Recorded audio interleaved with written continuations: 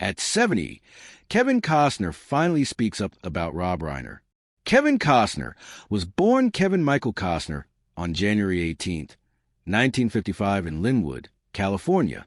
Costner grew up far from the glamour of Hollywood, raised in a working-class family that instilled in him a strong sense of discipline, perseverance, and humility. His father, William Costner, worked as an electrician and later an executive for Southern California Edison, while his mother, Sharon Ray, was a homemaker who nurtured Kevin's early love of music and performance. Frequent family relocations throughout California shaped his adaptability and quiet resilience, qualities that would later define both his on-screen characters and his real-life journey through the unpredictable world of entertainment. Costner attended California State University, Fullerton, where he earned a degree in marketing and finance. At the time, an acting career seemed more like a distant dream than a practical goal. Yet a chance meeting with actor Richard Burton during a flight home from England proved pivotal.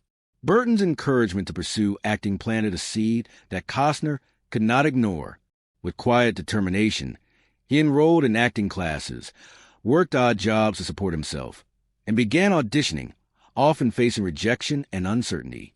His early years in Hollywood were marked by struggle rather than instant success, including the disappointment of having scenes cut from his first major film appearance in The Big Chill 1983. Rather than discouraging him, these setbacks strengthened his resolve. Costner's breakthrough came in the mid-1980s with roles that highlighted his natural screen presence and understated charisma.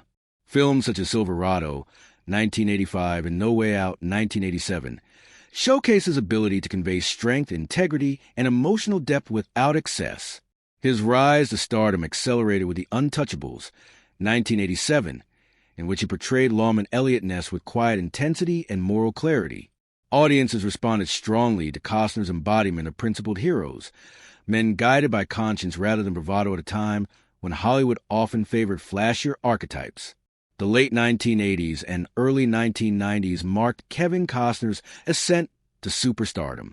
In Bull Durham 1988 and Field of Dreams 1989, he became synonymous with America's romantic vision of baseball, portraying flawed but deeply human men searching for meaning, redemption, and connection. Field of Dreams, in particular, became a cultural touchstone, its themes of reconciliation, faith, and enduring power of dreams resonating across generations. Costner's performance remains one of the most cherished in sports cinema history, cementing his reputation as an actor capable of elevating simple stories into profound emotional experiences. Costner's ambitions extended beyond acting. In 1990, he made his directorial debut with Dances with Wolves, a sweeping western that challenged traditional depictions of Native Americans and redefined the genre. The film was both a critical and commercial triumph, earning 7 Academy Awards, including Best Picture and Best Director for Costner himself. The success of Dances with Wolves was not merely a career milestone. It was a bold artistic statement reflecting Costner's respect for history, culture, and storytelling on an epic scale. It confirmed him not just as a leading man, but as a filmmaker of vision and conviction. Throughout the 1990s, Costner continued to take creative risks.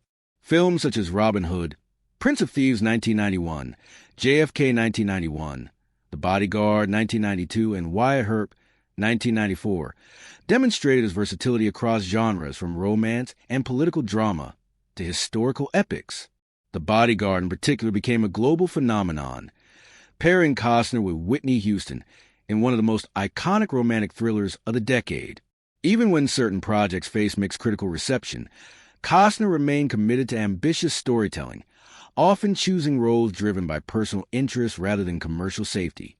Like many long-lasting careers, Costner's journey included periods of challenge and reinvention. By the late 1990s and early 2000s, changing industry trends and high-profile box office disappointments tested his standing in Hollywood. Yet Costner never disappeared. Instead, he steadily rebuilt his momentum through thoughtful performances in films such as Open Range 2003, which reaffirmed his deep connection to the Western genre, and 13 Days 2000, where his restrained portrayal of political leadership drew renewed critical respect. These last few years have seen Kevin Costner enjoy a powerful resurgence, reaching new audiences while reaffirming his legacy. His role of John Dutton in the television series Yellowstone introduced him to a whole new generation of viewers and became one of the defining roles of modern television. As the patriarch of the Dutton family, Costner brought gravitas, moral complexity, and emotional weight into the character, proving his screen presence is as commanding as it ever was. The series has dug deep into his enduring appeal and that singular ability to anchor large-scale narratives with authenticity and authority.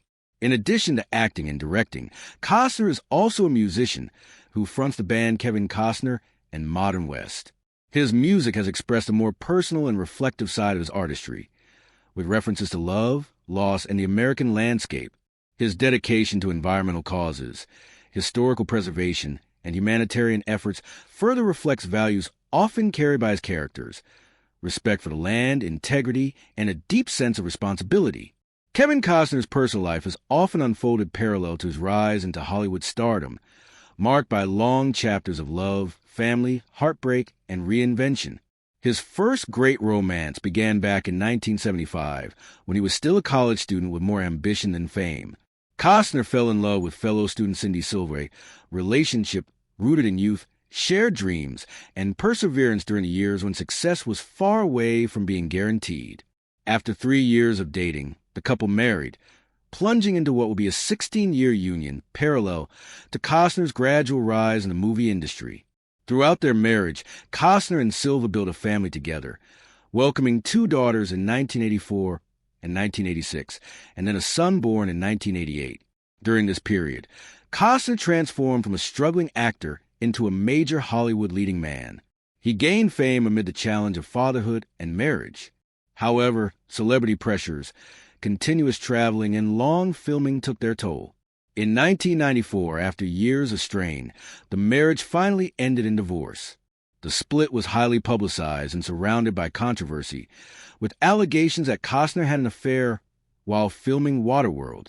The divorce was among the costliest in Hollywood history at that time, with Silva receiving a settlement of $80 million, approximately $153 million in 2024, besides underlining the emotional and financial costs of separation.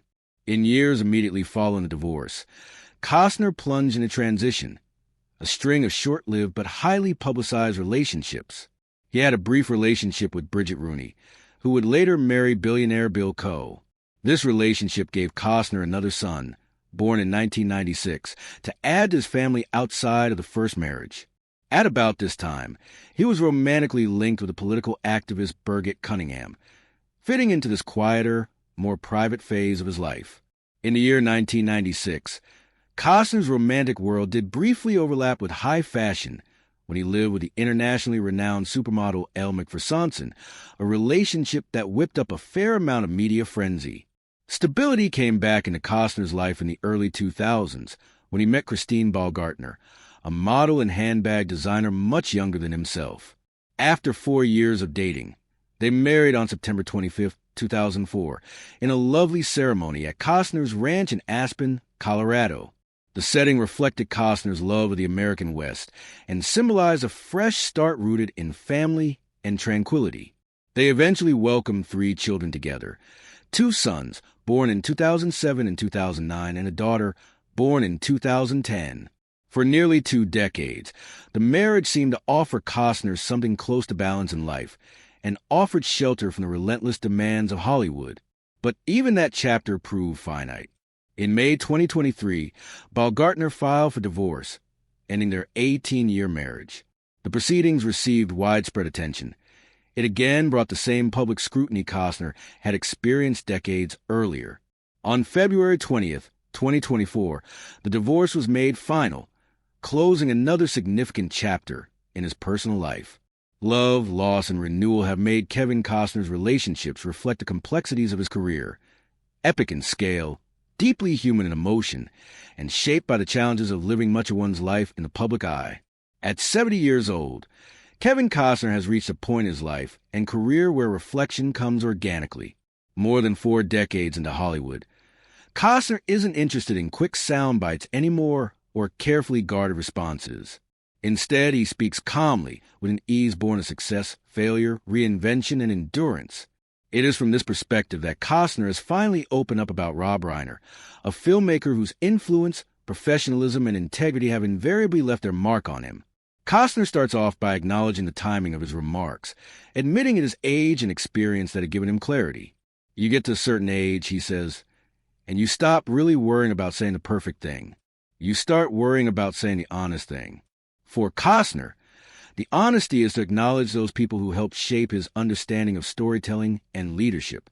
Rob Reiner, he explains, was one of those guys who quietly but powerfully showed you what it means to respect your craft. Looking back at Reiner's work as a director, Costner speaks with unmistakable admiration. Rob had this incredible ability to balance heart and intelligence. According to Costner, he never spoke down to an audience, and neither did he underestimate them. Costner noted how Reiner's films were often grounded in strong emotional truth, yet guided by discipline and structure. That combination, he says, is so much rarer than people realize. A lot of directors have vision, Costner explains, but not everybody knows how to lead people toward that vision without crushing their spirit. Rob did. Costner also pointed out Reiner's reputation for preparation and fairness on set.